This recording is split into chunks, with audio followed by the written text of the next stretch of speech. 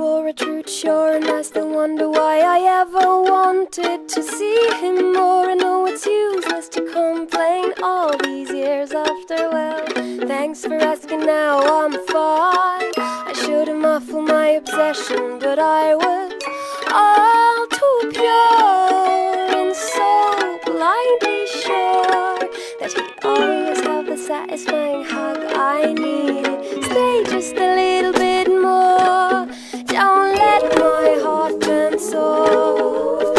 Stay just a little bit more, don't let my heart turn soft.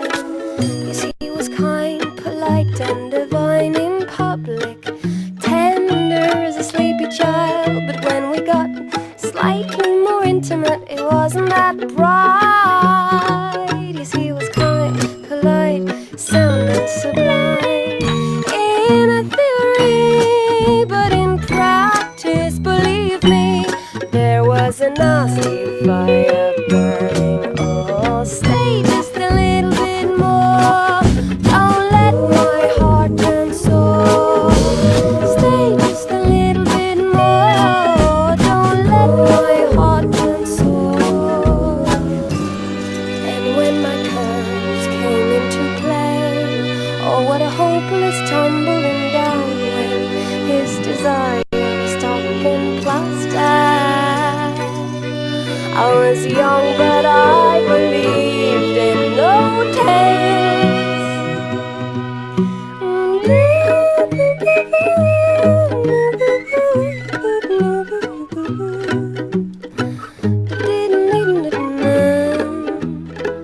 So in the desert off the bed, I looked hard for an oasis, but all I could find was a dead camel in pieces. So I got so scared, I tried to lure him back to bed and whispered, stay just a